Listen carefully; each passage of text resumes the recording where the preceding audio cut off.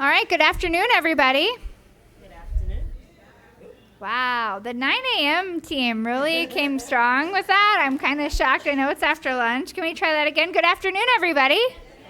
Yeah, okay. I feel like the afternoon group is ready to party. We're going to have some fun today. Yeah? Okay. Great. My name is Kaylee Berger. I'm the Assistant Commissioner for Community-Based Strategies and Prevention at ACS.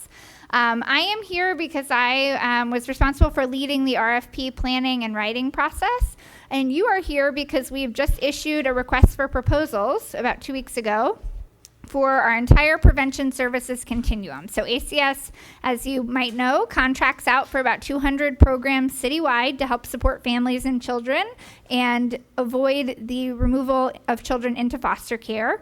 And we offer a wide variety of services, and we had the opportunity to redesign that continuum of services, and now we're reprocuring all those contracts. So that is out. It's available in HHS Accelerator. You should check to make sure you are pre-qualified so you can download the RFP. We're going to show you some links at the end of the presentation, but all the information I'm going to say to you now is available on those links, so you can check out the RFP. So you're here today in light of this new RFP to be able to learn about some of the models that we are seeking contracts for. So we're having model representatives talk to you today about some of the program types that are available for contract through the RFP so that you can see if these are models that are of interest to you and your organization and the populations that you serve.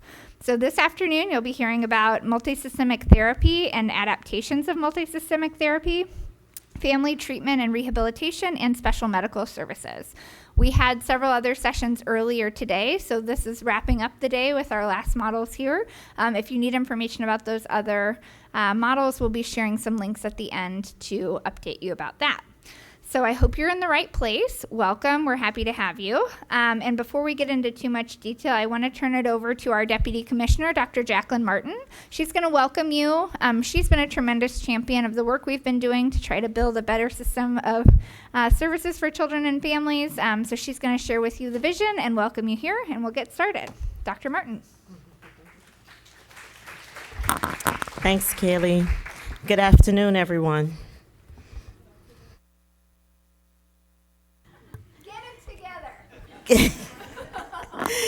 Good afternoon.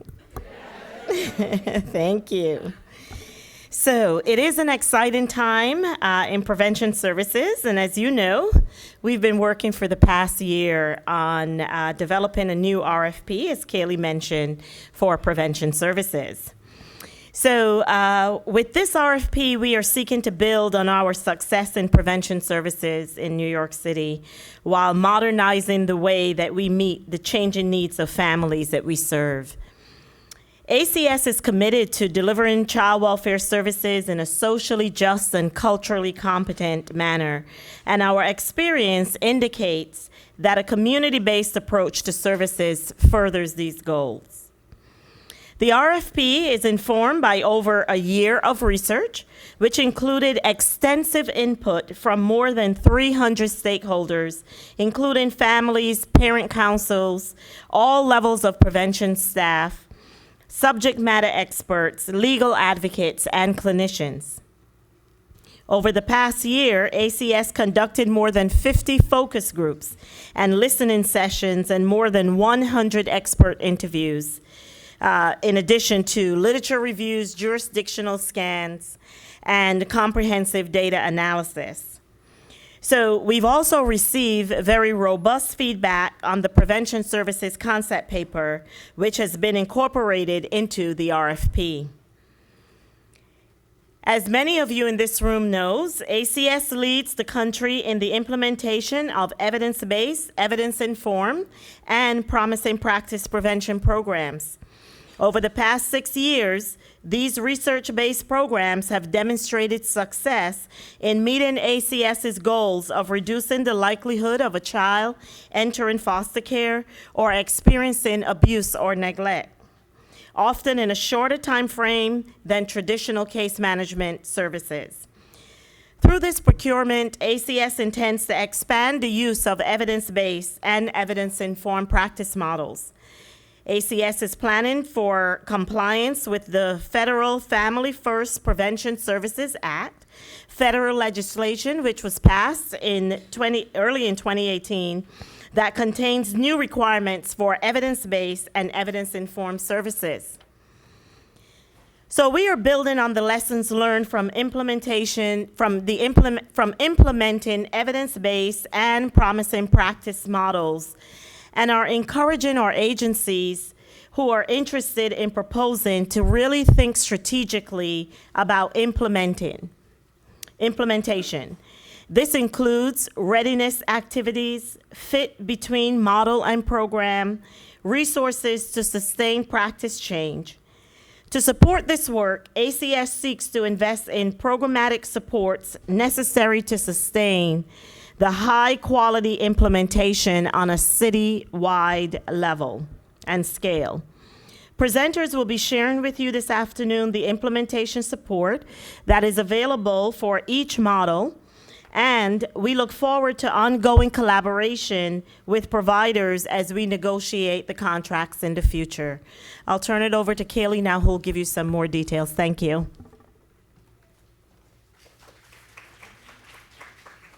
All right, thank you, Jackie. Okay, some details. Very passionate about details. Okay. So today we had 3 different blocks of model education sessions, and hopefully some of you were able to stay for all of them. If you were not here for the earlier sessions and you're interested in those models, we have those posted on our website. The other thing to note is that all the materials that you'll see today, the PowerPoint presentations, handouts, those are all also available online. They're posted right now. So we'll give you that link at the end, and you can open those up and share them. It's a public link, so you can share them with anybody. Just so you don't have to worry about taking a ton of notes today. The other thing to note is that these sessions are being recorded. So if you want to go back and rewatch this or share this with other colleagues who weren't able to attend, all of this information will be available to you online.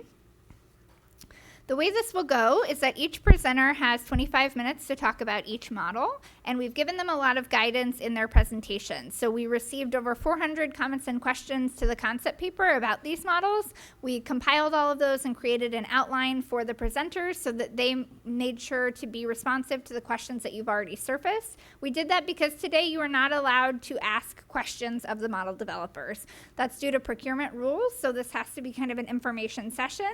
You're able to talk to the developers outside this building and outside this space on your own time if you want to follow up and ask them more questions, but that is not something that we are facilitating today.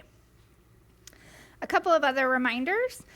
We will have an opportunity for you to ask ACS questions. We'll have 2 pre-proposal conferences, one July 8th and one July 17th. We'll give you more details on those later, but just so you know that there will be a time where you're able to ask us questions. And again, just check online for those links for all the other information and how to RSVP. You should also note that the links to RSVP to those pre-proposal conferences are right there in the front of the RFP. So if you want to follow up on that, go to the RFP.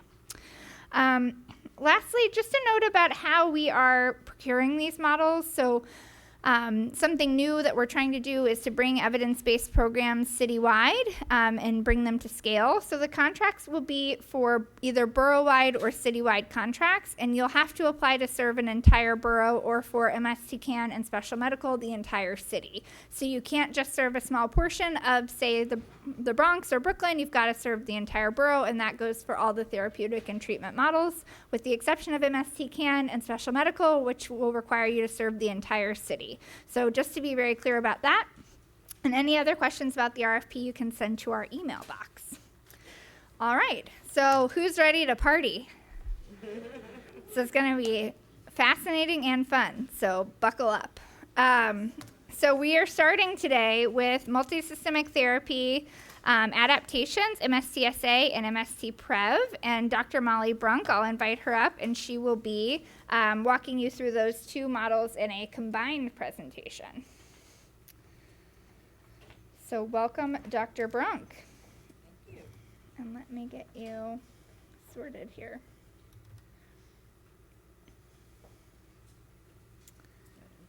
Yeah.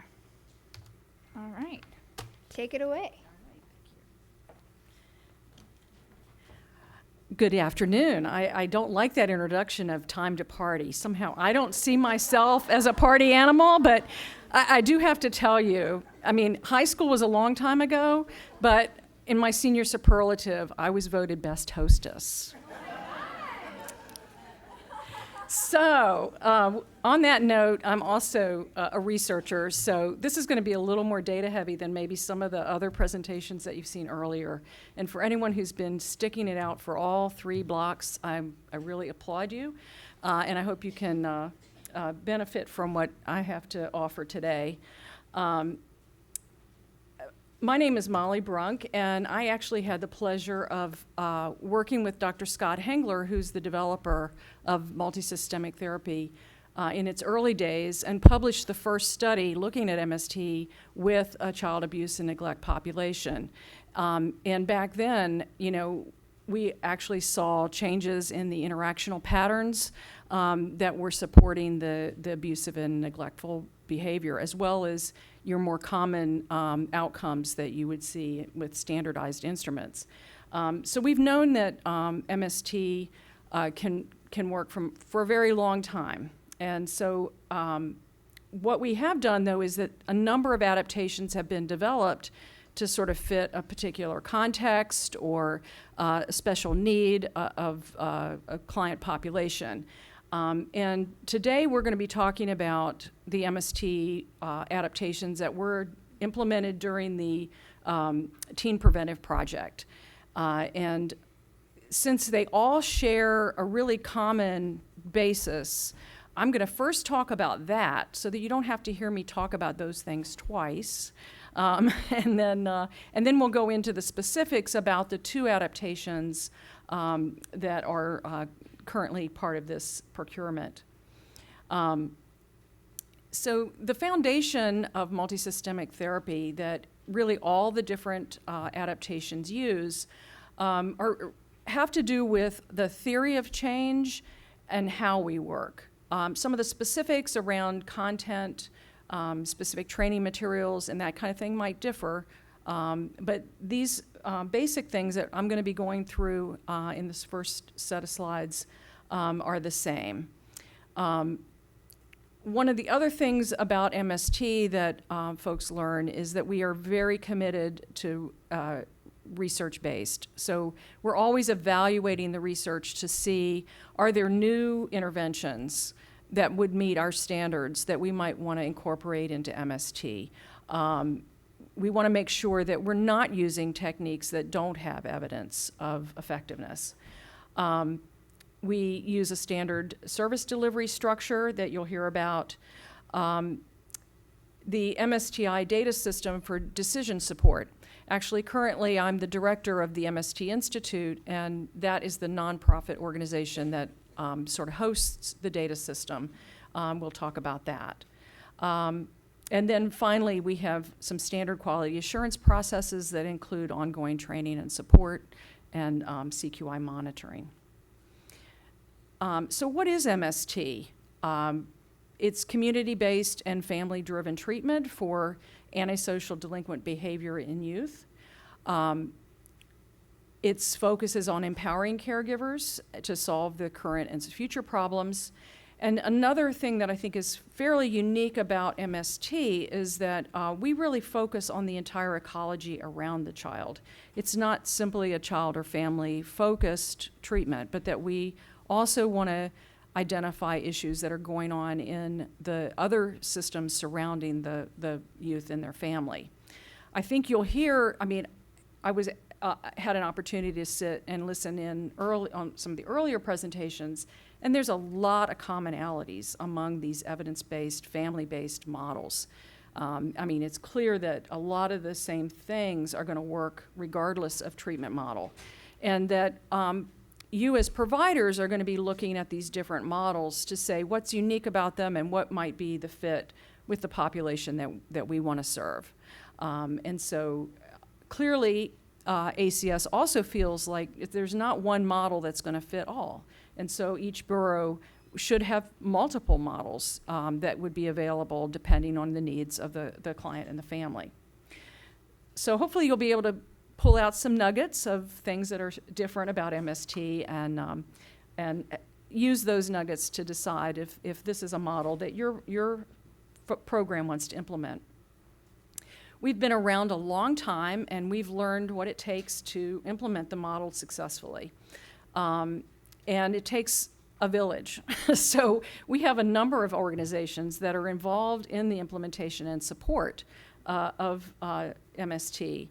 So the Medical University of South Carolina was actually where kind of the research and development started.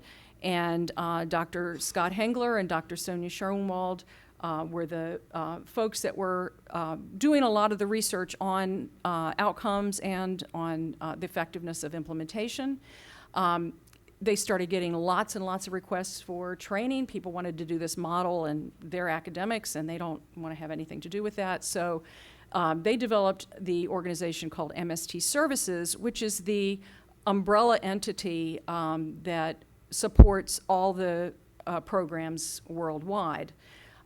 They license and support all the provider organizations. The MST Institute that I'm the director of is the nonprofit arm that supports the quality assurance activities.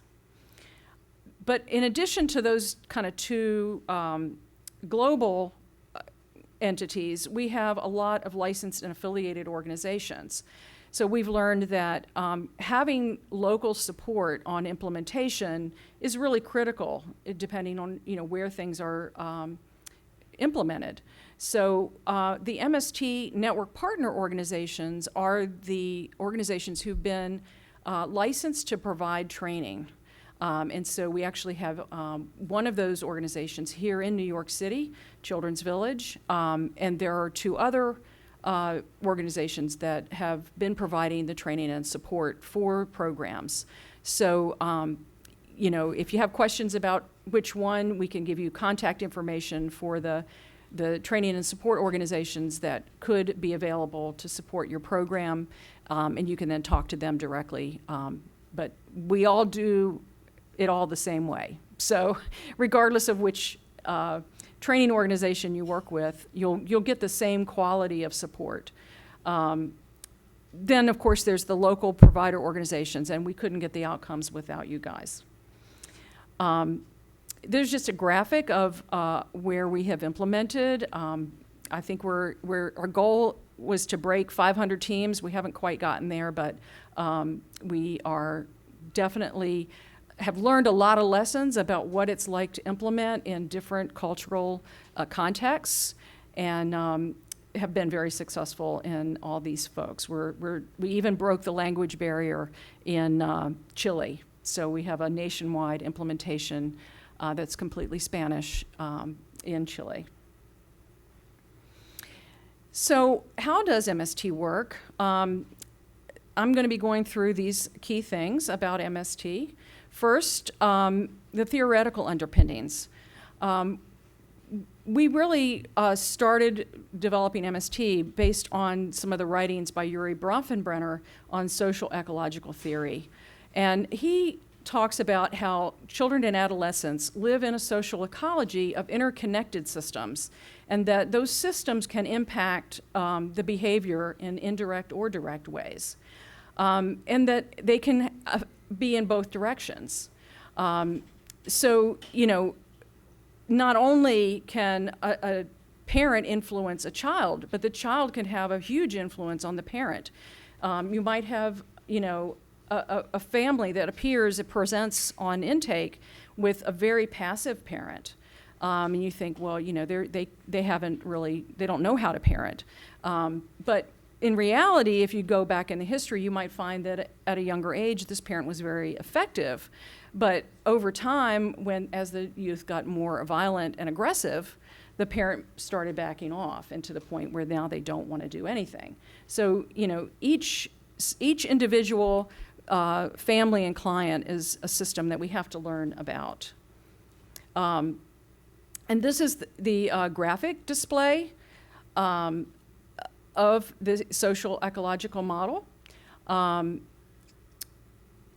As you can see, the child is in the center, and they're embedded in all of these other systems. The The family is the most immediate proximal system surrounding the family, and then you have the extended family, the peers, the neighborhood, et cetera. And this is what MST would consider our client. And so there's going to be contacts really ongoing throughout the course of treatment in all of these systems to identify what are the factors that are supporting this behavior that we want to change, and if key drivers in these different systems are identified, then we're going to put interventions in place. So we might be doing interventions with school personnel or interventions with extended family. So it's not just with the family. We have a number of assumptions that we make. These are kind of like our core values, and hopefully you find yourself sharing some of these similar assumptions. I think some of them are very similar to what you heard in other models that were presented earlier today.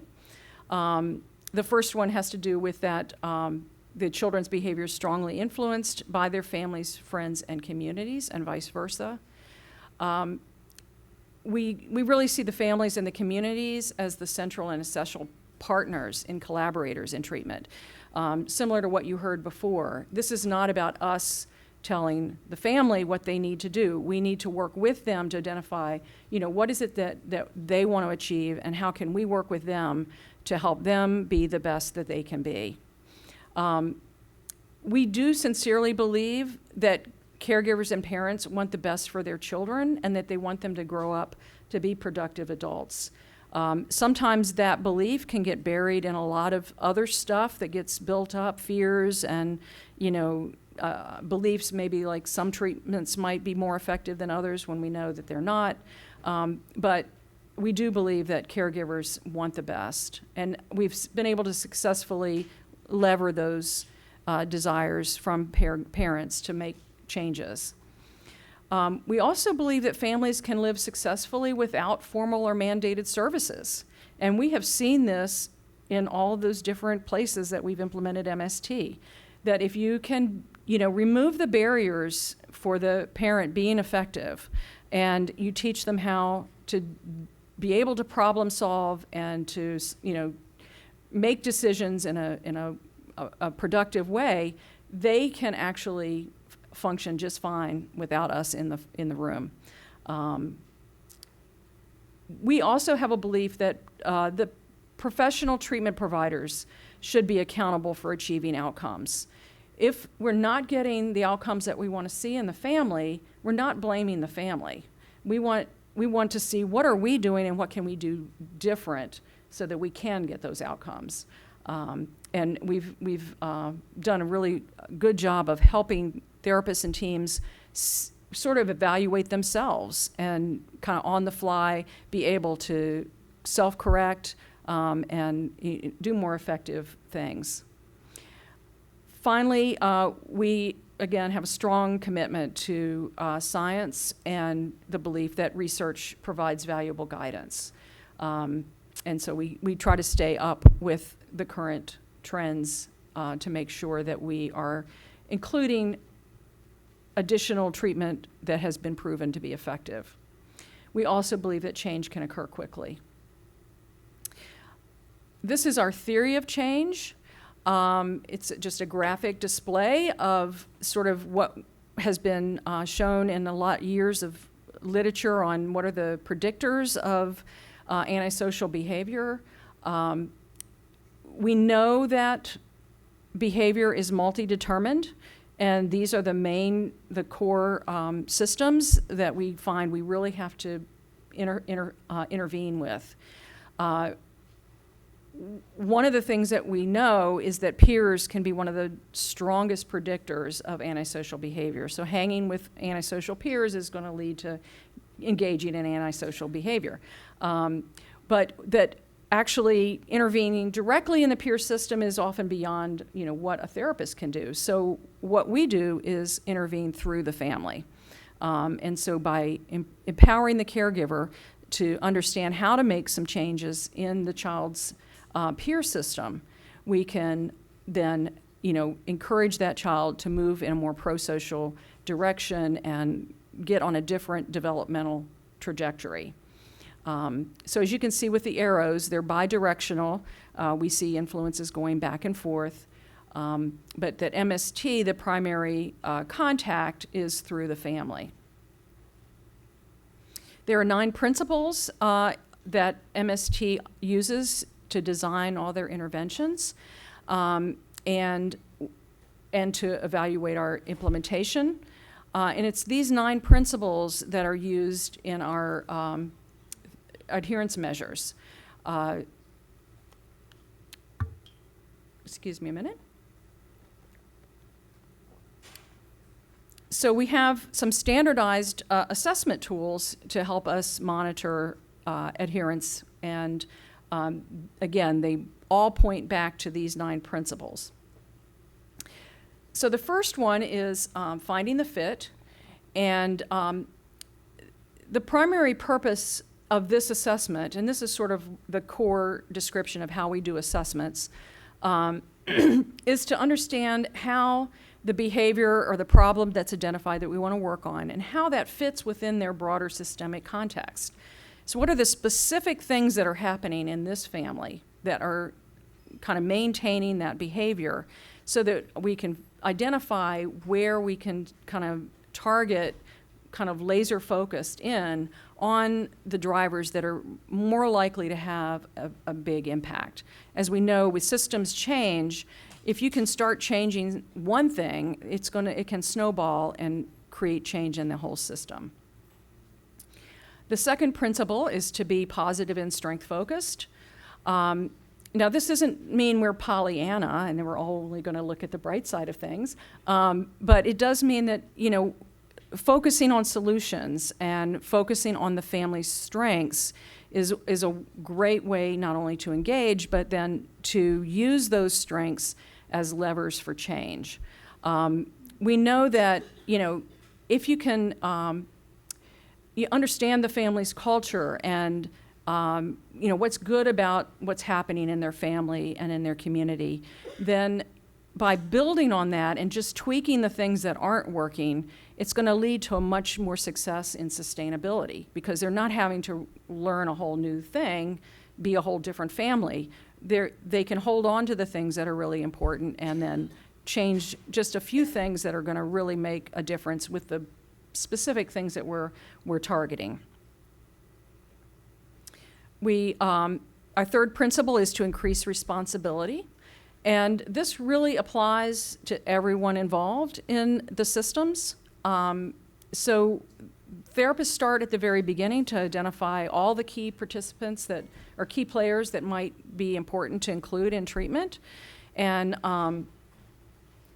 then as we proceed through therapy, how can we, help each individual become more responsible and identify the things that are going to be important for them to do and then help them to be effective in doing that.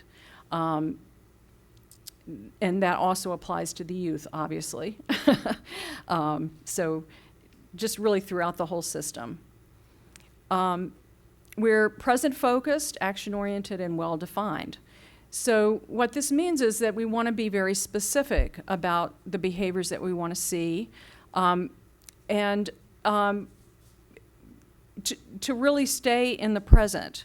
We know that there's nothing we can do about things that have happened in the past. Terrible things may have happened in the past, but there's really nothing we can do about that in the present. But often people will have cognitions about those experiences in their life that are in the present, and that's something that we might then focus on in terms of dealing with trauma or other issues that people might be bringing in. Let's just say there's a family where the husband was abusive to the mother, and now she's got an adolescent son who's fairly aggressive, and there's a lot of cognitions that might, oh, you're just like your father, and just kind of the expectation that it's all going to kind of repeat.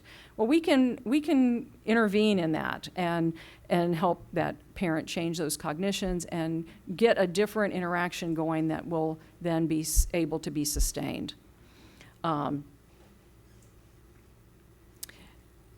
targeting sequences. Interactions are critical.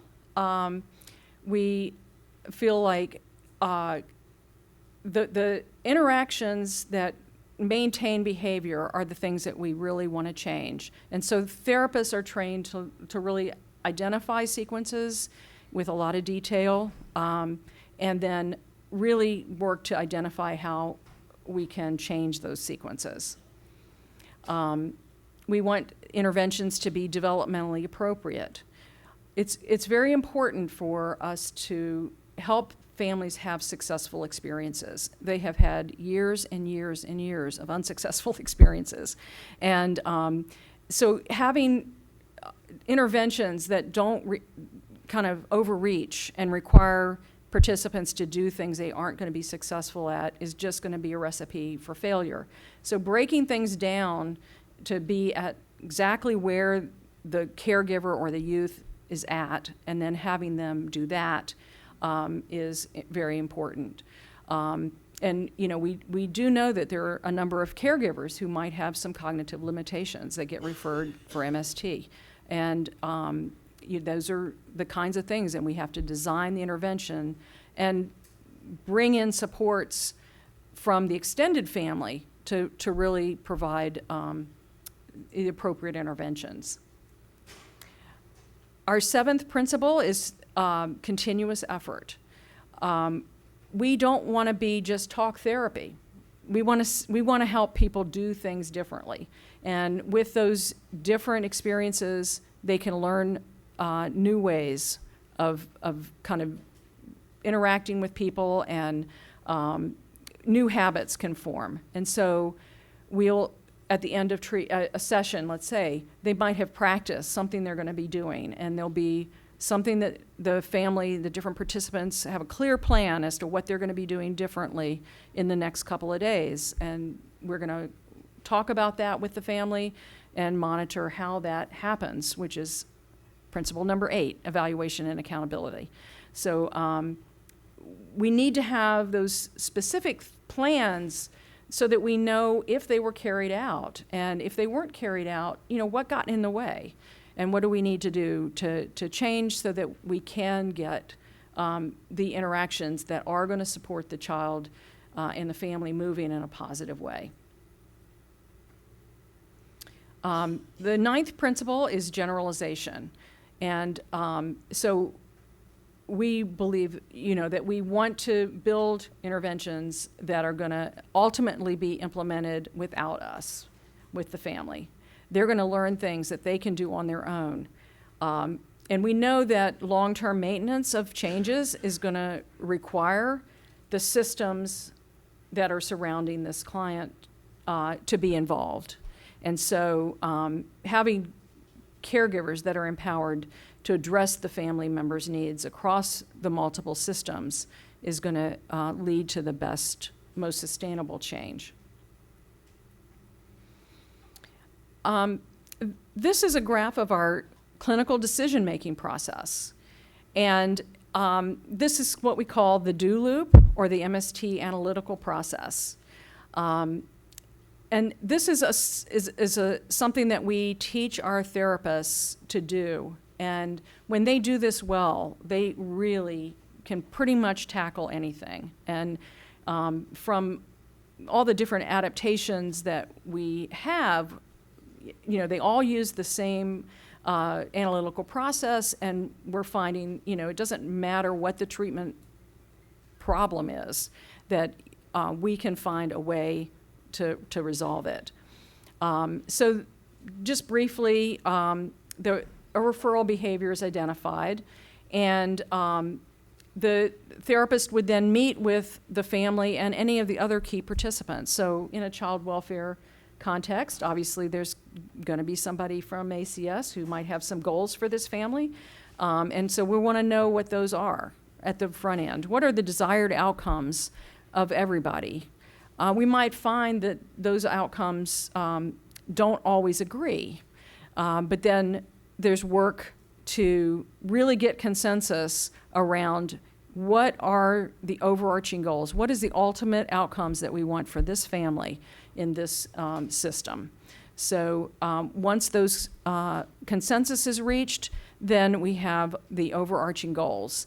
And this sort of becomes our plan for treatment, that these are the goals that we would look for at the end of treatment to tell us that we've actually accomplished what we want to do. Around the overarching goals, then, we start with a conceptualization of fit. And that fit assessment is pretty comprehensive, but again, it doesn't just happen at the beginning of treatment. This is ongoing. You know, at the beginning of treatment, there might be, we want to have engagement with the family. That's one of the key first things you've got to do. And so we might have a fit on lack of engagement, and then design an intervention as to what's going to bring this family to be more engaged. We also, you know, work to engage and work with any of the other key players in the family's life. Once we have that fit assessment, and as we all know, any behavior is multi-determined. There's probably drivers from lots of different systems, but we try to prioritize which drivers are going to be able to get the change most quickly. And so once we've identified a particular driver, then that becomes the goal for the current, where we are in treatment.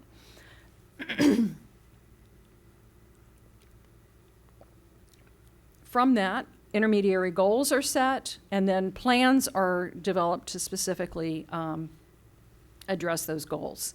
They're put in place, and then the team evaluates, did they work or not? If they didn't work, we do a fit on that. If they did work, we do a fit on that, and then the process just goes around again. So it's really an analytical thinking that is used, again, throughout treatment.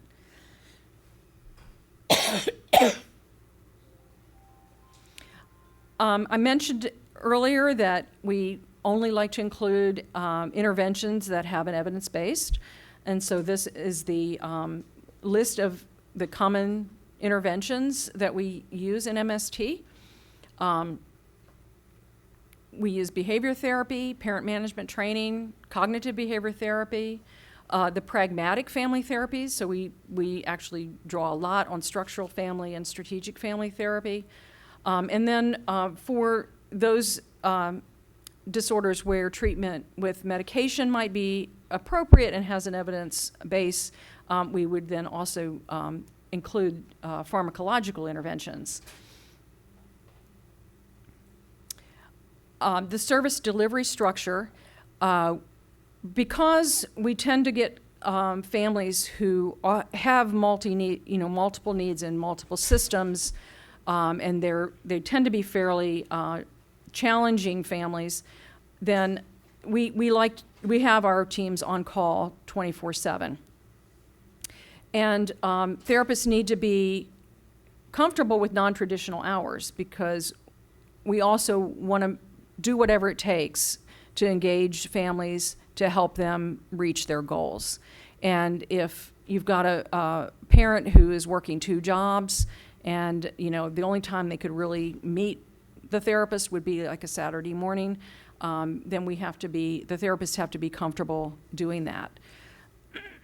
We have found that after the first week or so, there's very few crisis calls, except maybe an MST-CAN.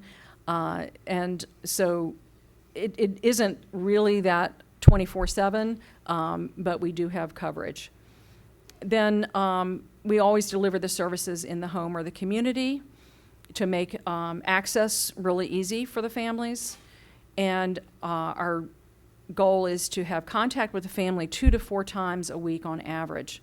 But then towards the end of treatment, we want to decrease that down and ensure that the family is able to make has the opportunity to make a lot of decisions on their own, that we can evaluate how they're doing with making their own decisions. So let me just share a little bit about our research heritage. There's really been 40 years of science, 74 published outcome benchmarking and implementation studies, 26 of those have been randomized trials with 51 independent evaluators. I think somebody said recently that MST is actually one of the most researched interventions out there right now. People like to do research on us for some reason. But I'm not going to bore you with all the studies. Obviously, that's too much to cover. But if you do have an interest, we have a document called Research at a Glance that's available on our MST Services website. And I'll share that website at the end of the presentation. But you can go there and download that paper. But just to summarize the outcomes that we've shown, when MST is compared to control groups like treatment as usual, we found that MST led to higher consumer satisfaction, decreased long-term rates of rearrest, and the studies range from 25% decrease to 70% decrease, 47 to 64% decreases in long-term rates of days in out-of-home placement, and you can see some of the other outcomes here that we've been able to do. The main important variable that we have found that has also been researched is that none of those outcomes are achieved without adherence to MST. I'm not going to review this one in detail, but I just picked out one of the studies where we actually have a 22-year post-treatment follow-up on the families that received MST. And these were 148 families that were referred for violent and aggressive behavior, and they either received individual therapy or MST, and this was the difference in favor of MST. We have fairly robust fidelity monitoring and QA activities. The kind of required training and support includes orientation training, boosters, which are on-site one-day trainings for the team, and a half-a-day training for the supervisor. We have weekly expert consultation and then weekly supervision with the team. There's a hosted web-based decision support system hosted by MST Institute that is available for everyone involved in the program to use to be able to get immediate feedback about how that team is doing. One of the things that, a decision we made early on when we were developing this system, though, is that we only wanted to collect just the minimal amount of data that would be needed to really monitor the system. We didn't want to replace providers' own, information systems. We don't want to have, anything that might look like a medical record. So, it's really just the key information that we need to monitor fidelity. And folks find it relatively not burdensome to use. We have research-supported adherence measures. That's a very unique thing with MST, that we've actually had research to demonstrate that the adherence predicts outcomes. And then we do a biannual review with the program leadership, looking at all those all the information and identifying goals for improvement. This is a list of our fidelity measures. It was interesting that other people are using the same terminology to describe their adherence measures, but ours have been around a long time, and this just summarizes the results that we found when we did the study looking at how this impacts outcomes. So the therapist adherence measure, this is reported by the families about the therapists, and we showed that the youth criminal charges were 36% lower for families that had the highest score on that measure versus families that had the lowest. And we could see a similar type of thing with the supervisor adherence measure, where the therapists report about the supervisor. And then we also have a consultant adherence measure that the team reports about their expert. And that measure also predicted not only outcomes, but also improved therapist adherence. And this is just a graph of that finding with the TAM. As you can see with the TAM score along the bottom, the highest TAM score is on the right, and the lowest is on the left. And you can see a pretty direct decrease in criminal charges at a 2.3-year follow-up. So let me talk a little bit about implementation support. As always, the goal of implementation is that we get positive outcomes for youth and their families. The standard implementation support includes a lot of support initially on program development and startup. So there would be a site visit early on to identify, how can we help this model fit into your system. Also, we have found that hiring the right people is absolutely critical. With the non-traditional hours and, kind of the oversight that is involved, you want to do a really good job with hiring. And so programs who've never done MST aren't able to really understand what would be the qualities of a good person for MST. So we provide a lot of feedback and support around who you might want to hire for the different positions. There's an organizational manual that sort of outlines some of the key organizational features that we need to have, like mobile phones and things that now are commonplace, but when we started, maybe all providers didn't provide their therapists with mobile phones. And then there's ongoing training and support from the expert, and then ongoing implementation monitoring through our data support and work sample reviews. There are a number of additional supports that providers can choose to use. There are yearly supervisor workshops and conferences, I think biannual. Those are opportunities for your staff to interact with their peers in programs all around the world, and sort of get a bigger picture about what they're doing. And then there's also evaluation support through the MST Institute as needed. So let me go ahead and start with the first adaptation that was implemented in the Teen Preventive Project, MST Substance Abuse. So MST Substance Abuse, or MST-SA, is an adaptation that was developed to give providers expertise in a specific treatment for substance abuse called contingency management. And that model has been shown to be effective in the research in the treatment of substance abuse with caregivers and youth. The MST-SA adaptation was intended for programs that were going to serve a high percentage of substance abusing youth. One of the things that we've learned in the implementation of MST-SA in this Teen Preventive Project is that the number of youth who have real substance abuse problems are not that many. There's a lot of, they're around drugs a lot. There's a lot of, drugs are definitely something that we have to be concerned about. But in terms of the therapists needing to use substance abuse interventions routinely has not been proven to happen. There are a number of things that are involved when there is a substance abuse problem, and that is identified as a key thing that we want to work on. Then we use the contingency management techniques. And it's really based in behavioral and cognitive behavioral therapy that includes a really tailored assessment of the drivers for the use or the non-use of the drugs. We teach families drug management planning and drug refusal skills for the youth.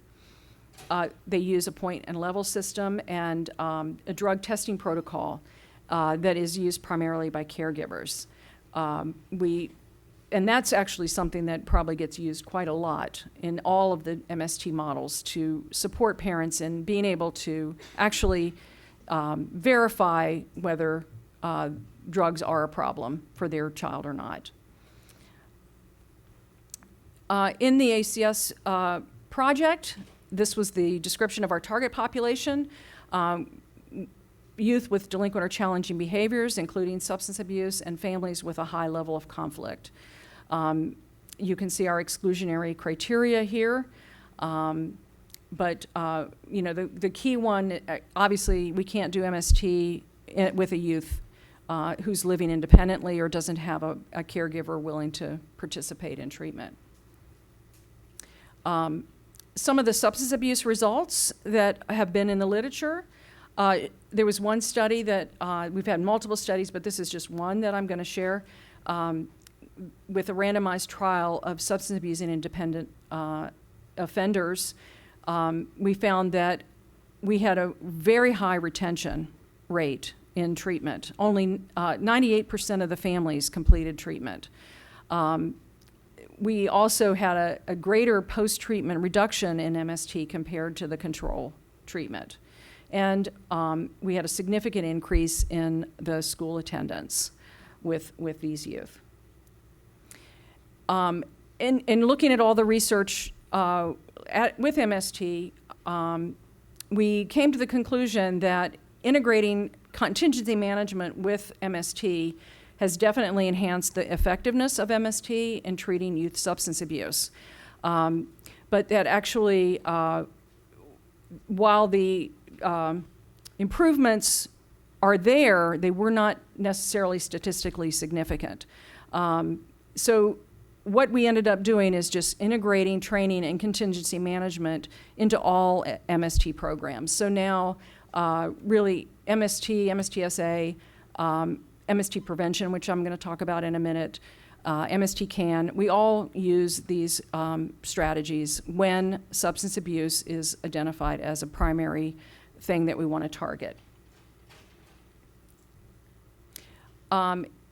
With the staffing and structure within ACS, we require the supervisor to be full-time and with a master's degree. In other places, we've had the supervisor could carry cases, but we found that in this environment, they have a lot of administrative work to do, and having a supervisor full-time is best for implementation.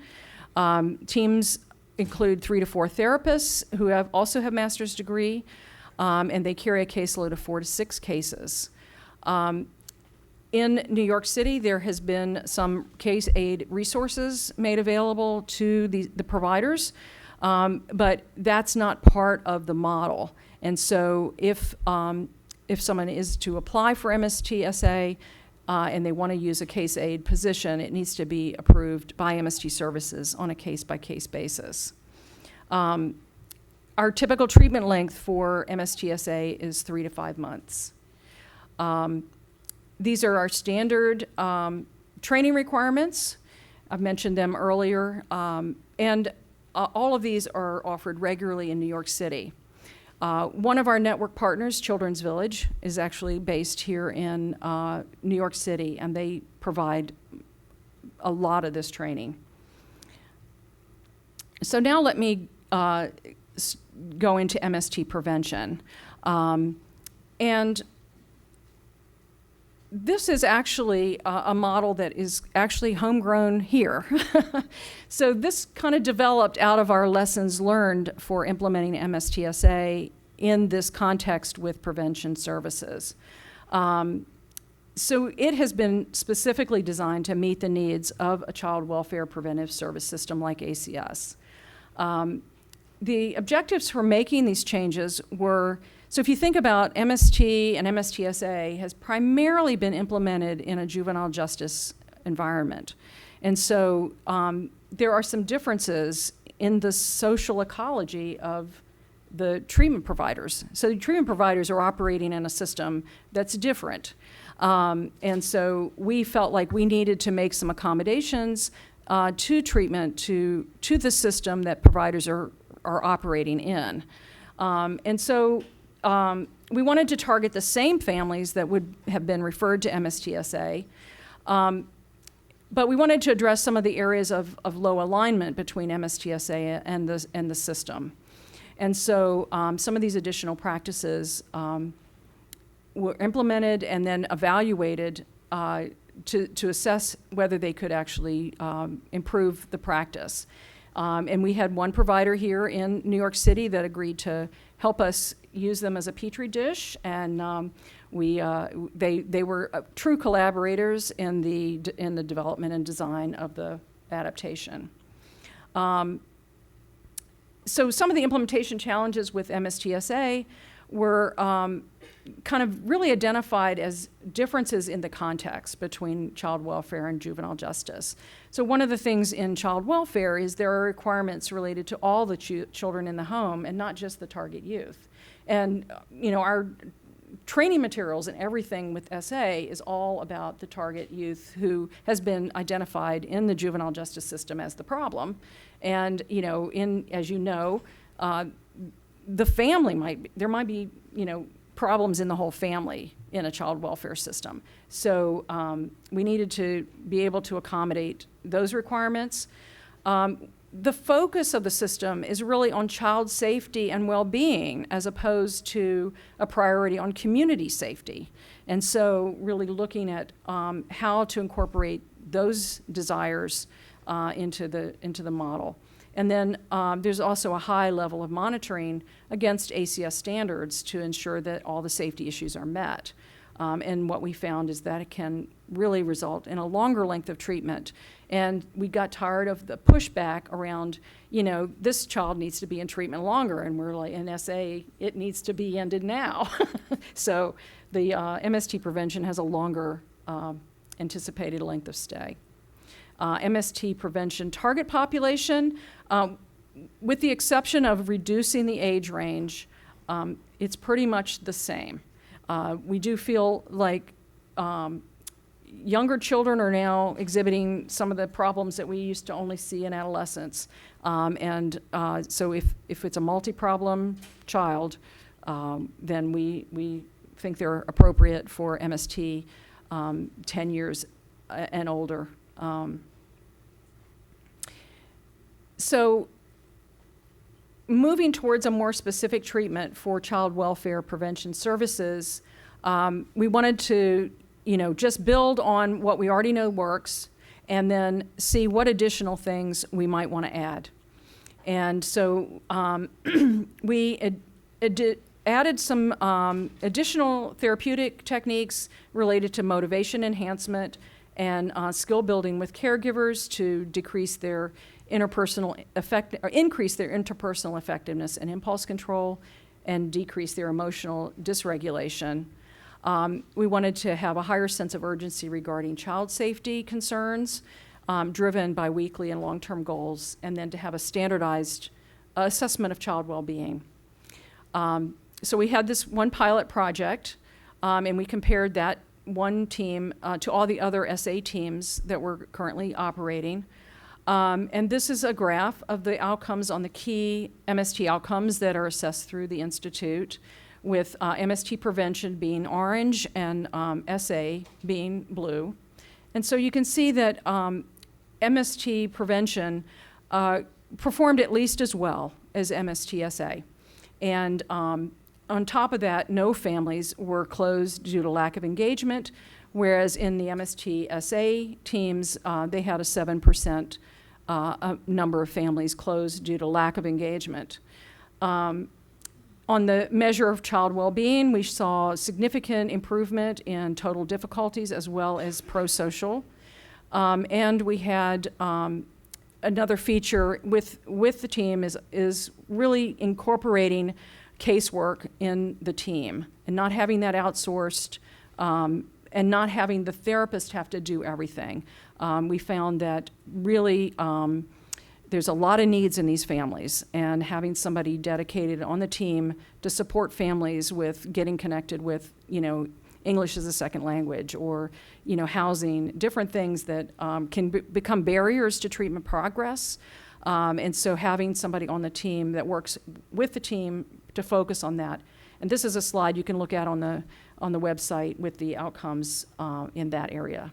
So the summary of findings from our initial research were that the outcomes for MST Prevention were comparable, and included additional outcomes related to child welfare, such as child well-being and casework outcomes.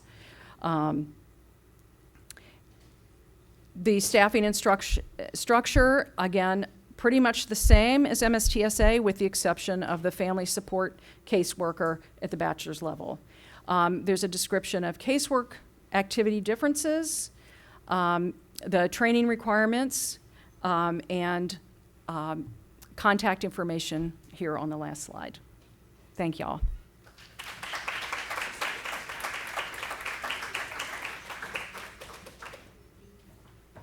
All right. Let's just take a second, and if you want to stand up or shake it out a little bit. Yeah, get the wiggles. Anybody? Like all of this? Any of this you want to do? No? Okay. I get the wiggles. I can't sit for very long. Now's your chance. Shake it out.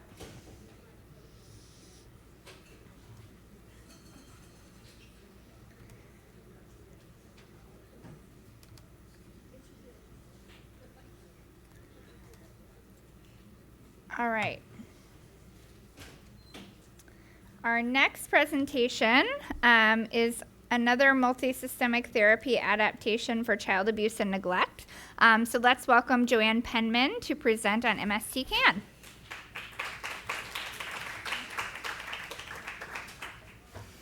I'm glad Moira did,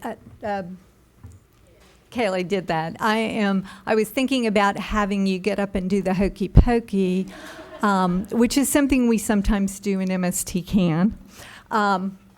But we won't need to do that now.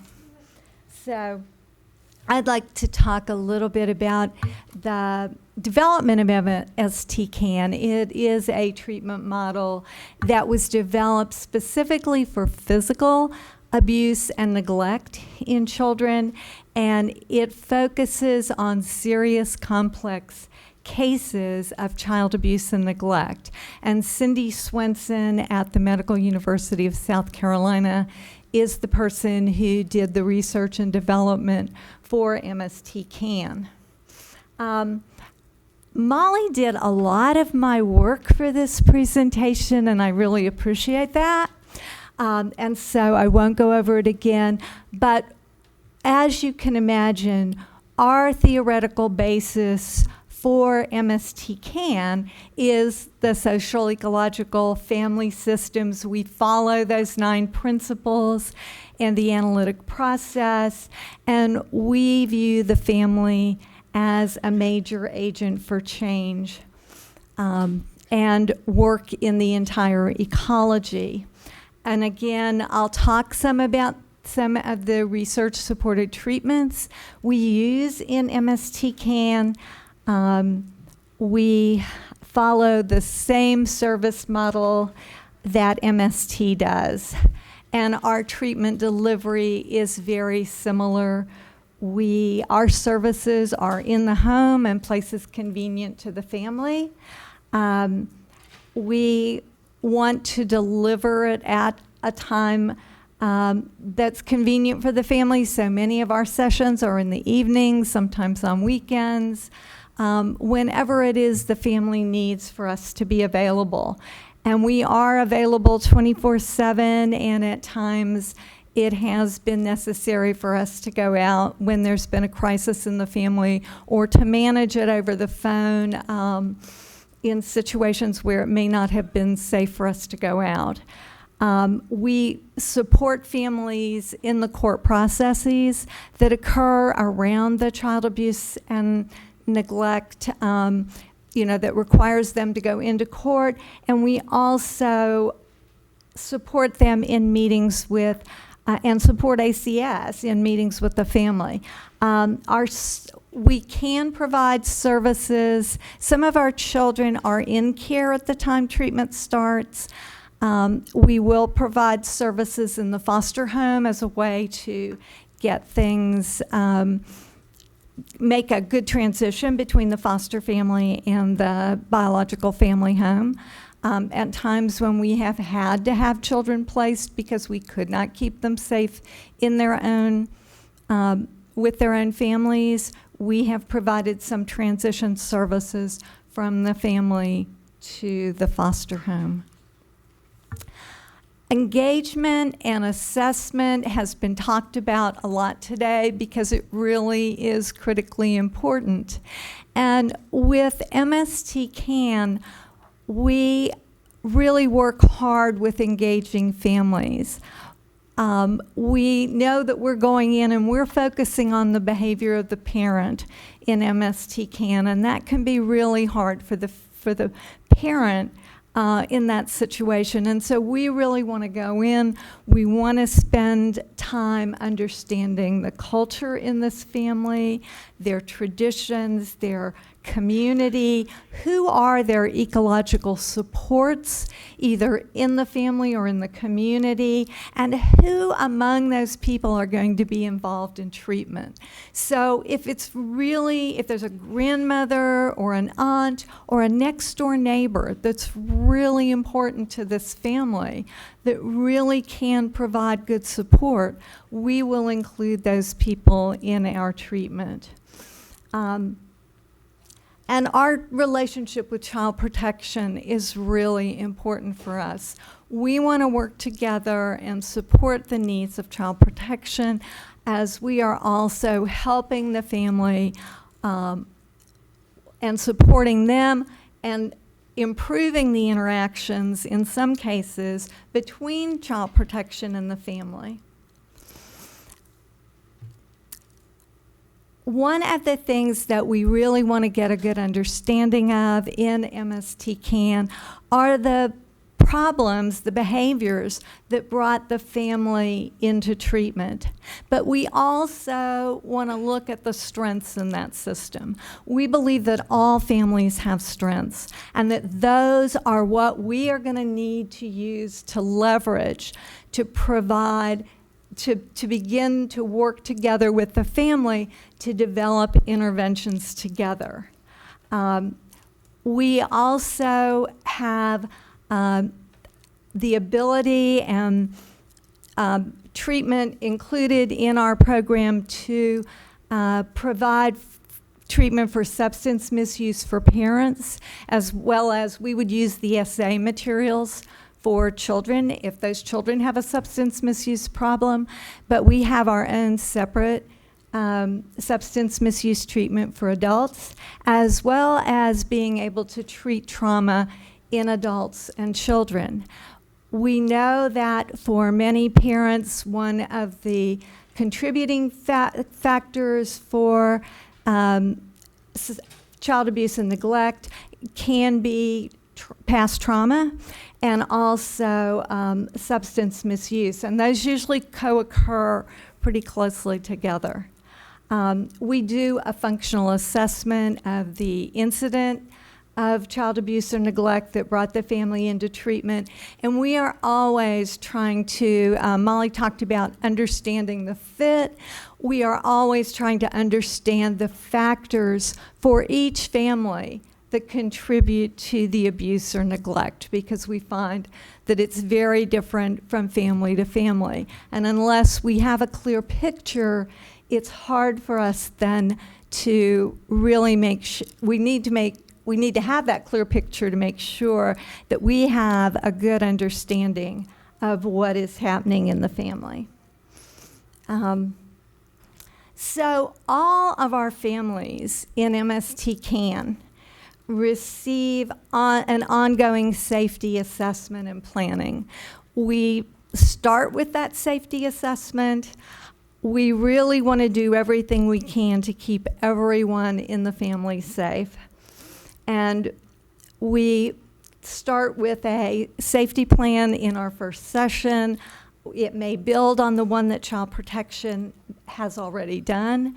But then as we gather more and more information, we broaden that safety plan and we shore it up with the strengths that the family has to offer in developing that plan, and we make sure that we are able to target any barriers that might be in the way of implementing a good safety plan. I've talked about functional analyses. Each family, we do a functional analysis of the behavior that brought the family into treatment. We also do what's called an investment checkup. At 30 days, 3 months, 6 months, and 9 months, we sit down with the family and with child protection, and we talk about what's the progress we're making in treatment, what are the barriers we're running into, and what are our next steps going to be, so that we make sure we are getting the outcomes that the family want, and that we are focusing on the outcomes that also that ACS wants to have accomplished, so we can close the case at the end of treatment. One of the other things that all families get is what is called a clarification of the abuse or neglect. We ask parents to write a letter to the children in the family accepting responsibility for the abuse and neglect that has occurred and apologizing for what has happened in the family, whether the children have been removed or whether there's been, you know, somebody else has had, an adult has had to leave the family. One of the things that the research around doing abuse clarification with families shows is that it really helps families take responsibility for the abuse, and that families who do that really are less likely in the future then to have other incidents of abuse or neglect. And so that is something we do in the last weeks of treatment after we've gotten through the other treatments that the family needs. As needed, we will do cognitive behavioral interventions with both children and adults for PTSD. We train our staff to do prolonged exposure, which is Edna Foa's well-researched treatment for adults who have PTSD. And then we use trauma-focused CBT, which has been done, is also another well-researched treatment done by Manarino, Cohn, and Deblinger for children who are experiencing PTSD and trauma symptoms. We do family communication skills and problem-solving training when that's necessary in families, and when we're trying to increase good communication among family members. We also do marital and partners therapy as needed, and then we do cognitive behavioral anger management training for non-instrumental physical aggression. And also, we use what's called reinforcement-based treatment for substance abuse for adults. And this is a well-researched treatment out of Johns Hopkins that we have found has gotten really good effects with the families we work with. We drug test 3 times a week. This is the team's responsibility. We put all the interventions, we do the assessment for the substance misuse, and we work with the parent to come up with interventions. We also have a crisis caseworker on our team who is really more of a family support worker. Isn't always involved if there's a crisis, but this person looks at supporting the family and the team around helping people, maybe if they need housing, if they're looking for jobs, if we need to have some activities for the children to be in during the summer. Also, we encourage our parents to find some drug, if they are having substance misuse difficulties, we encourage them to find some kinds of recreation, some kinds of things to do that do not include the use of substances. And then we may also, for both children and adults, look at where do we need to have these folks involved in education? What kind of, are we needing to look for education systems for the youth? That might be more effective than traditional school. And also, if we have parents who are interested in furthering their education, how can we get them into other programs? So, who do we serve? We serve families with physical abuse and neglect. There has to be a new report in the last 180 days. We need a specific incident to work from. And the children and youth in our program are ages 6 to 17. And then the child can be in placement at the time the treatment starts, but we would expect that in 4 to 6 weeks, that child would be going home, that's got to be the plan.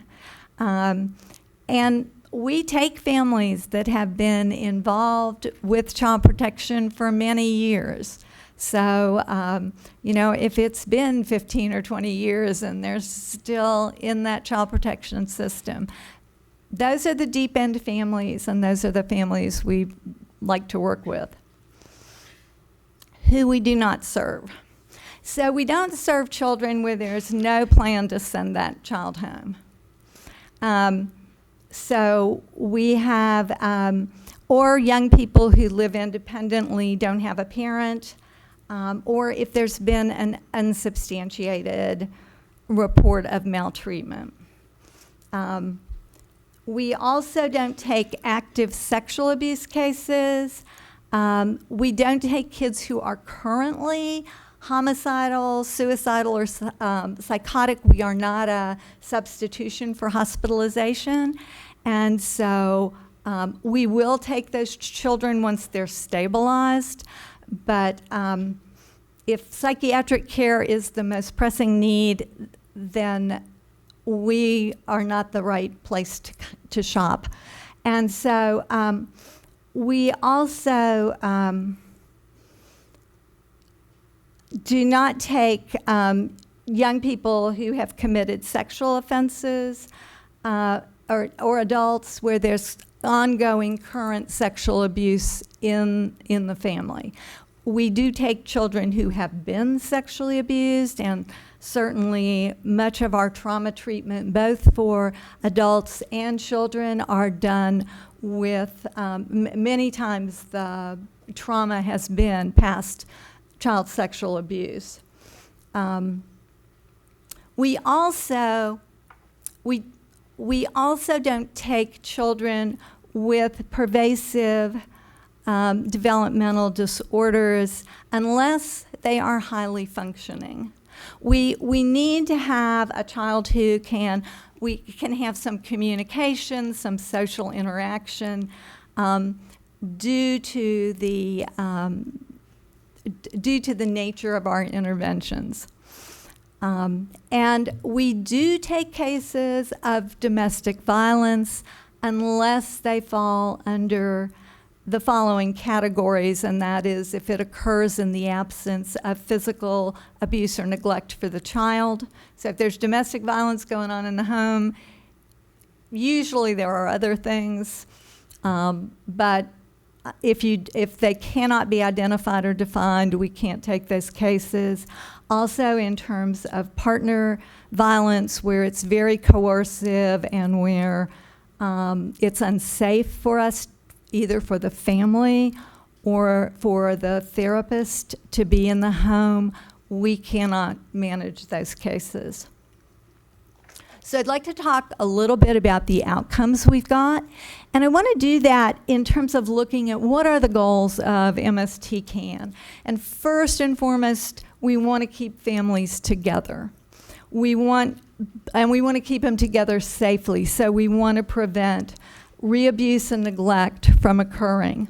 We also want to reduce mental health difficulties experienced by adults and children, and also increase natural supports in families. So if you look at the research study that was cited on the first slide, at 16 months post-baseline, we had significantly fewer MST children and youth in out-of-home placement. at the end of that study. And when MST-CAN children did need to be placed, there were significantly fewer placement changes. And I'd also like to say about this study that we actually were able to, that 98% of the MST-CAN families in this study completed treatment.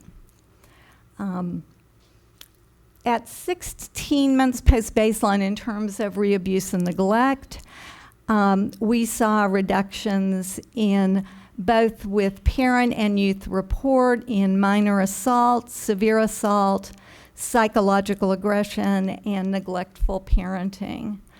And parents at the end of treatment were more likely to use nonviolent approaches to discipline.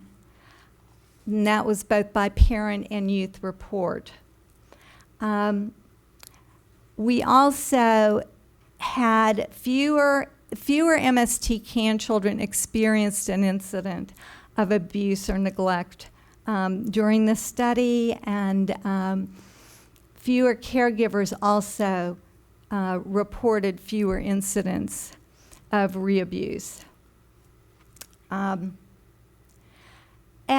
in terms of mental health difficulties, we found that at 16 months post-baseline, there was a greater reduction in global psychiatric distress for adults that were part of the study. So we saw less anxiety, less depression, less PTSD in those parents.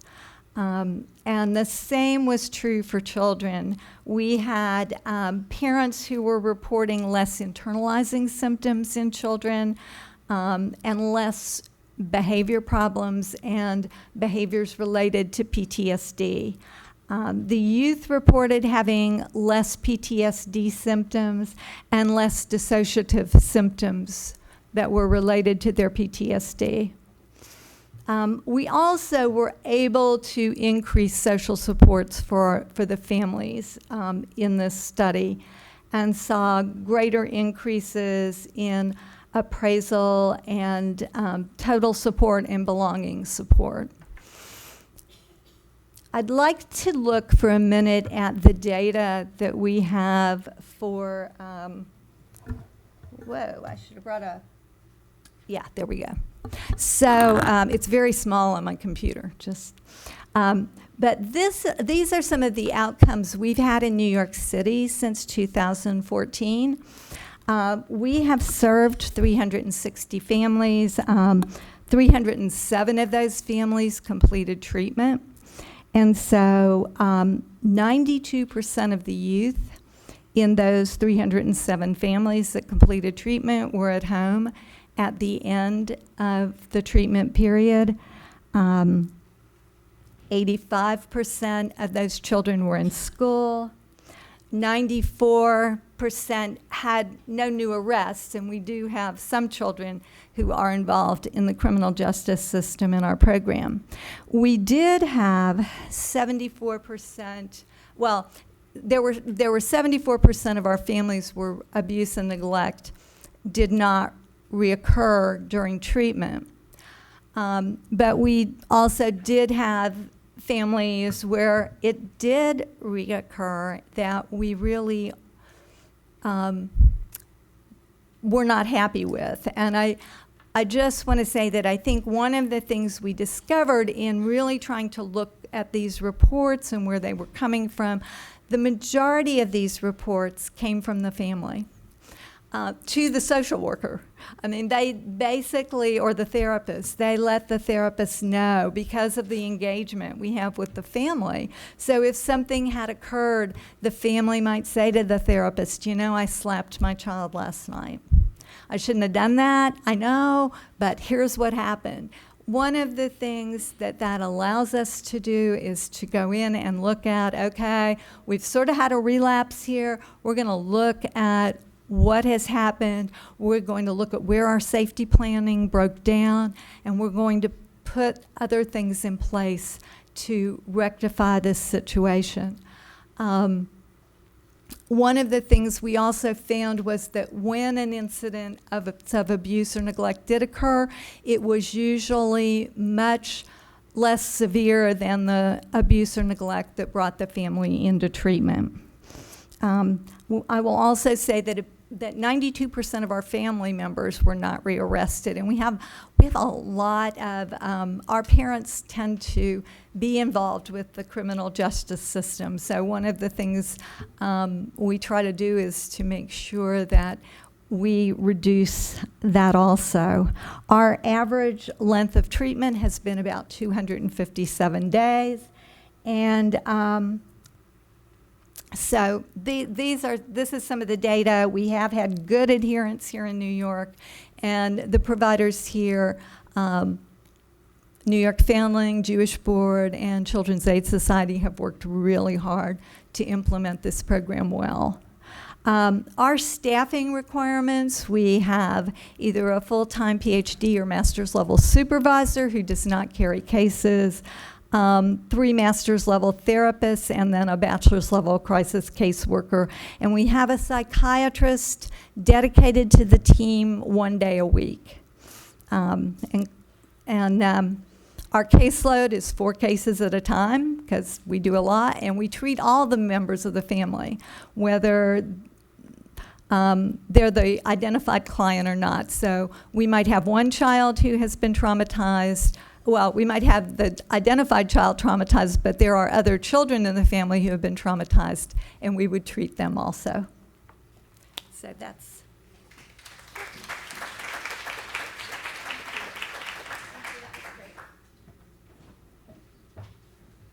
All right, thank you so much. Okay. Just a word about these last 2 presentations. Obviously, multisystemic therapy is highly researched. I hope that came across. These last 2 models are actually homegrown models that ACS has put out and developed over the years that don't have a substantial research base. We're aware of this, and you'll see in the RFP that we're requiring that providers who select these models will participate with us in robust evaluation. So we do have information about sort of the outcomes of these models, but just to note that these are not evidence-based models. You won't find them on the clearinghouse. And so we're going to expect to work together to evaluate them and start to develop that evidence base. Another word about the presenter here, Maura Flavin is a senior advisor on our community-based strategies team. Not only did she lead all the research for the RFP and organize and put together all these model education sessions, but she has also graciously offered to do the presentations on these 2 models. So let's be very supportive of Maura because she took one for the team in presenting these models today. And she will be able to send you the information. It's available on the website, but you will not be able to consult with her in the way that you may want to go outside and consult with some other developers as she is an ACS employee. So just be mindful of that. Don't spam her email too hard. You'll get redirected right back to the RFP website. So let's give Maura a really warm welcome.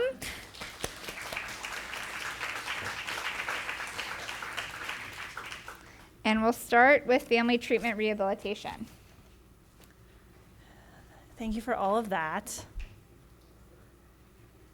Okay, so as Kaylee mentioned, I'm Maura Flavin. I'm a senior advisor with the Community-Based Strategies team here at ACS.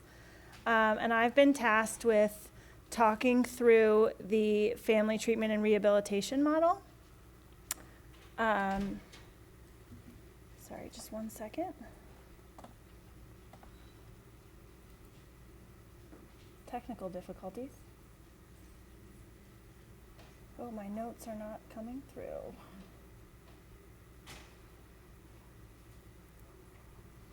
Let's see here.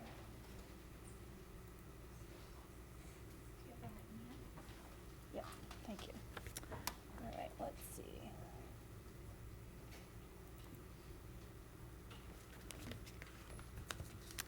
All right, we're doing this the old-fashioned way. With paper.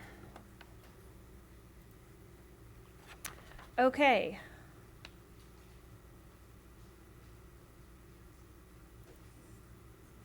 There we go. Now the note's coming through. Okay. The family treatment and rehabilitation model is designed to serve families with substance use or mental health challenges. The program uses a team approach in its work with families. We've decided to continue with the family treatment and rehabilitation program as it allows us to serve very high-risk families well and flexibly. It's been part of our continuum for a very long time.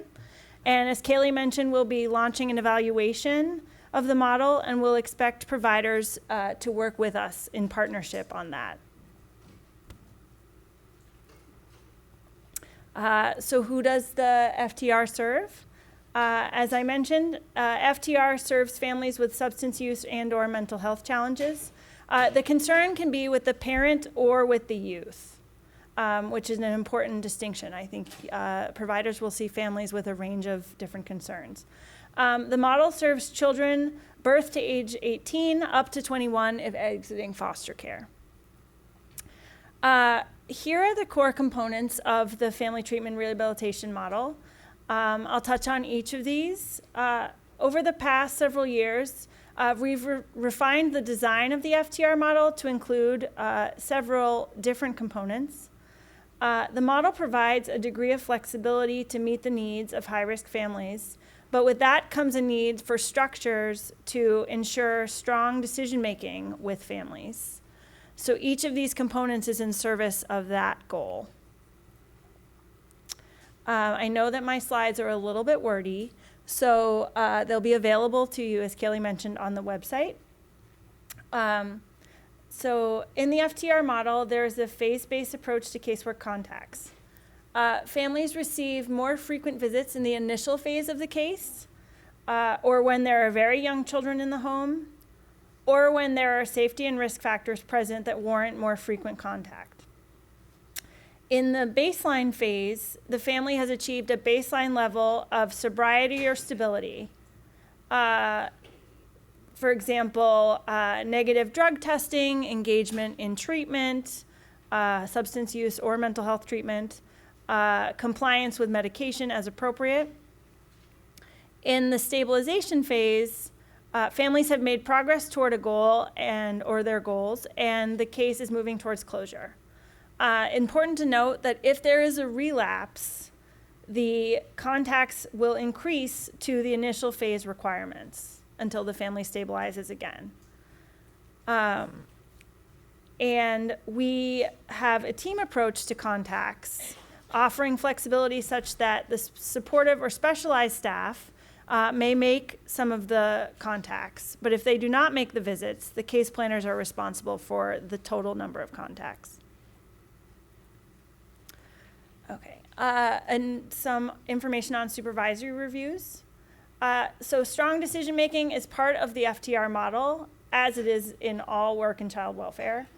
But with the flexibility of this program, we expect to see clear documentation from program management, so the supervisor and/or the director, that supports the decisions the program has made around the level of contacts that families are receiving. So here's some more information about situations that supervisors and/or directors would document and where they would document that information. As part of the FTR model, providers convene an interdisciplinary clinical diagnostic team to help support strong decision-making and practice with families. This is part of the team approach to ensure that families' needs are met holistically.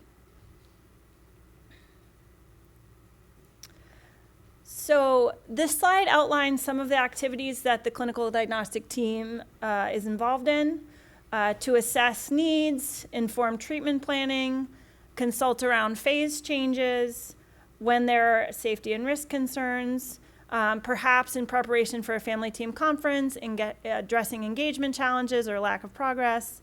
And of course, the team would convene in the event of a relapse to assess current safety and risk to any children residing with the parent or caregiver. As part of the FTR, we've introduced a series of standardized screening and assessment tools listed here on the slide. We think it's important to use them as a guide for decision-making with families. The tools here include mental health screening tools, substance use screening tools, behavioral health screening tools for youth, and domestic violence screening and assessment tools. So just a moment on the staffing requirements. The interdisciplinary nature of the work is reflected in the required staffing for the program.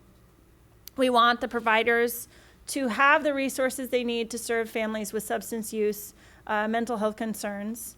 The caseload is 8 families in the RFP. We've heard your feedback. And the supervisory ratio is 1:4, reflective of the model budget investments.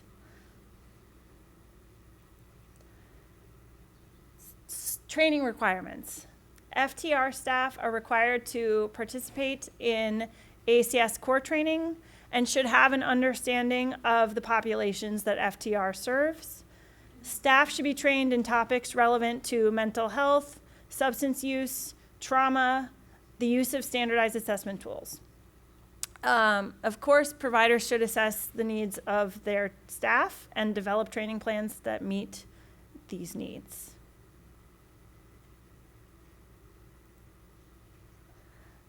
The average length of service for the FTR model will be remaining the same at 12 months. Okay, on the outcomes, as Kaylee mentioned, we're going to be engaging with our providers on a comprehensive evaluation of the FTR model. And when looking at these data points, which are indicated investigations within 6 months after services and foster care placement within 6 months after services, when looking at these, it's important to consider the level of risk and the number of families served by this program type. FTR is a really large part of our continuum, and it generally serves families with very high levels of risk. And as I mentioned, the model allows a degree of flexibility for providers in working with families to meet their needs. And providers will be expected to partner with ACS in a comprehensive evaluation of the model. Quality assurance and quality improvement. So because of the model budget investments, we've been able to sustain those. And as part of those investments, we've ensured that each provider agency has a QA/QI staff person. The staff will be part of the ACS learning community, the QA/QI learning community, and also will provide support to the agency's co-QI activities.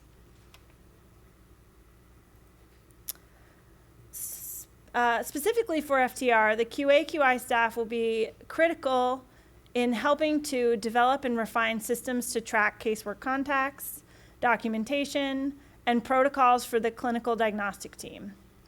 The QA/QI staff will also play a key role in the evaluation activities at the program and in partnership with us at ACS.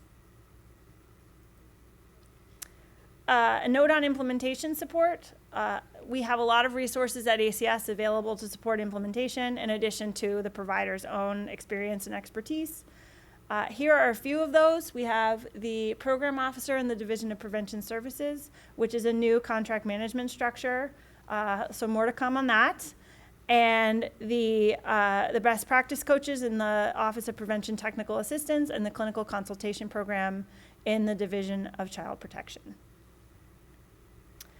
So short and sweet, there it is. Okay.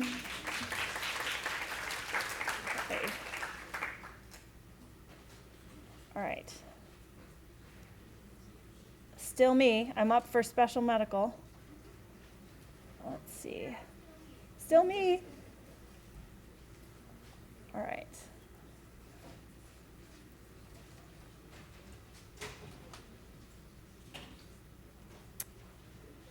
Okay. So I'm going to talk also about our special medical prevention program.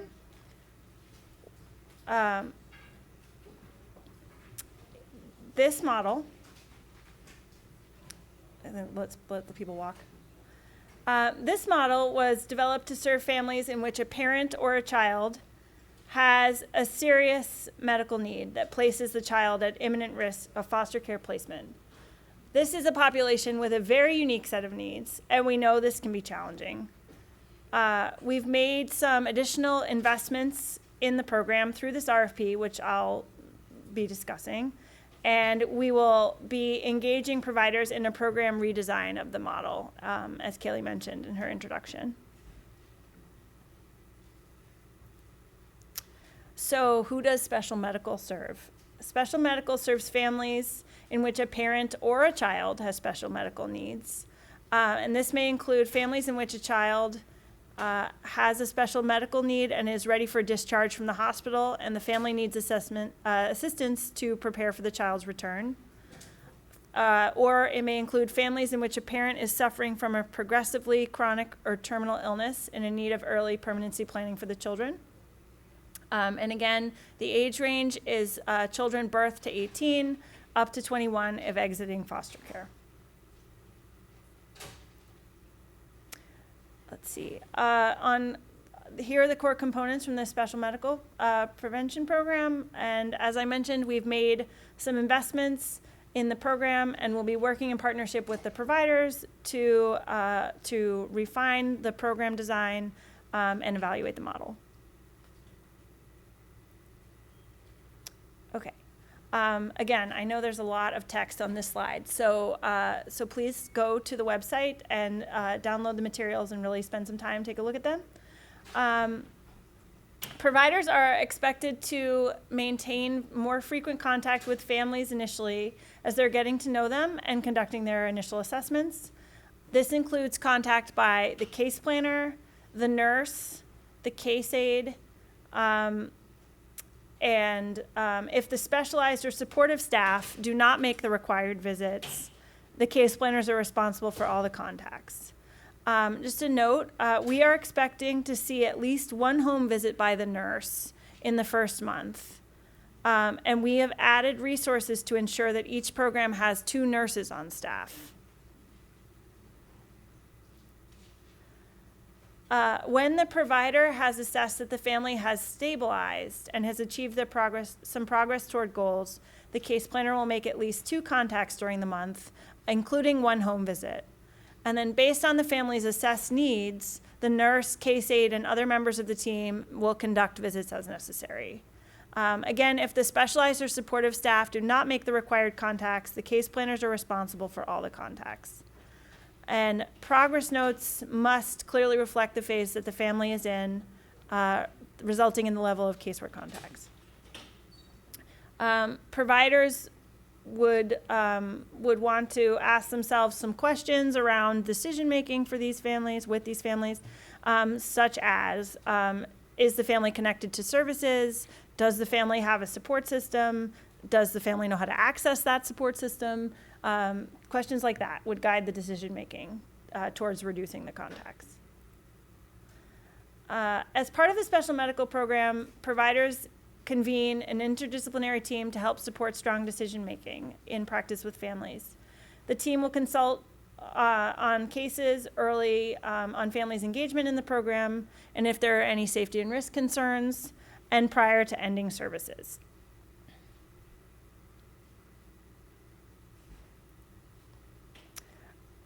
We expect providers to have medical and mental health experts as part of their team. These staff will do assessments and formal evaluations of family members. They also serve as really important resources for staff in terms of staff development and training. We expect that if a provider lacks the capacity to provide services such as psychotropic medication management, that the provider would establish a referral relationship with at least 1 mental health treatment provider. Here are some elements, some core practice elements of the special medical program. It provides case management, counseling, referrals to community-based services, and advocacy on behalf of the family is a core component of the services, meaning making sure that the family has access to the appropriate services. And support navigating very complex healthcare systems. For families in which a parent has a terminal illness, providers are expected to provide support with early permanency planning. Community linkages are an especially critical part of this program model, given that families served have such complex medical, mental health, and developmental needs. On this slide, we've made some investments in the staffing of the program based on feedback that we've received from providers over time. The caseload is now 1:8. And the supervisory ratio is 1:4. Programs will have 2 registered nurses on staff, as well as case aides. And QA, QI staff and conference facilitators will also be part of the team. A note on the training requirements. So special medical staff are required to participate in ACS core training and should have an understanding of the populations that special medical serves. So they should receive training in topics relevant to medical needs, developmental disabilities, trauma, the impact on families. Providers should assess the training needs of each of the staff and develop a training plan that meets those needs.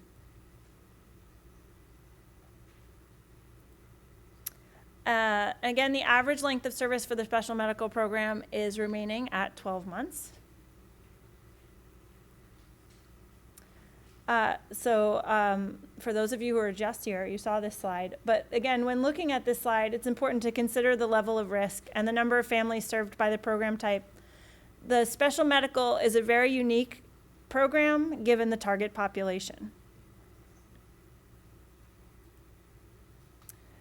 We've been able to sustain the investments as part of the model budget, and every agency has a QA/QI staff person. The staff will be part of the learning community and be partnering with ACS on the redesign of the model, and will participate in CQI convenings. For special medical specifically, the QA/QI staff will be critical in helping to develop and refine systems of tracking casework contacts, documentation, protocols for the interdisciplinary team, and play a key role in the development and evaluation activities at the program and in partnership with us. And then similarly to the previous presentation, we have resources at ACS in the Division of Prevention Services and in the Division of Child Protection to lend some support during the implementation phase. More to come on the contract management structure in the Division of Prevention Services, the clinical consultation program, and the best practice coaches in the Office of Preventive Technical Assistance. There it is again.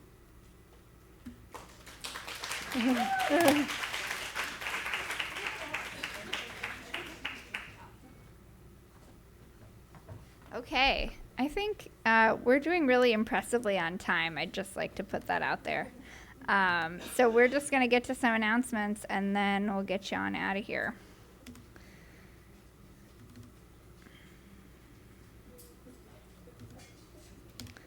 Okay. Announcements by me. Sounds like a new cologne or something. Announcements. Announce yourself. Anyway. Okay. The video and all the materials are available at this link. I just Googled when we had a break, ACS model education sessions. It's the first thing that comes up. So you should be able to find this really easily. This link has all the materials from all the presentations, and by next week we'll have all the videos of all the presentations. It also has instructions on how to get the RFP and how to RSVP to the pre-proposal conferences. This is a very useful link, so please use it. If you have questions, a reminder that ACS staff cannot answer any of your questions about the RFP, so don't go to your favorite buddy at ACS and try to get the inside track. They will direct you to this email box. The way this works is that you submit your questions. Me will write up an answer for you, and then that will be sent back to you in a couple of business days. After we receive all those questions and answers and do the pre-proposal conference, we will then be compiling all those questions into an addendum to the RFP. So before you submit your proposal, you'll be able to read all the questions everybody else asked, and you'll be able to see those and benefit from them in writing your proposal. So when you submit those questions, just be aware that those will be disseminated out to everyone eventually. They won't have your name tied to them. So if it's a specific question, that's fine. Just know that those questions and answers will go out. That's the email box. All questions go there. Don't try to ask anybody at ACS about it. Cool? Okay. The pre-proposal conferences. This is where you can ask questions. Hooray. These aren't my rules. These are the procurement rules. Don't think I'm delighting in this. Okay, so the pre-proposal conferences will happen Monday, July 8th and Wednesday, July 17th. Both of these events are the same, so just pick the one that's most convenient for you and attend. We're limiting it to 2 representatives because it's happening in this room, and this is a relatively small space, so please follow those rules when you're RSVPing. The links are in the actual RFP. They're also on that web link, so please RSVP to attend those. You'll be able to ask questions of ACS in person about the RFP, and that should give you plenty of time. Proposals are due August 8th. That's all I got. I want to thank you all for being so patient and attentive and for joining us today. I hope you have a great week. Yeehaw!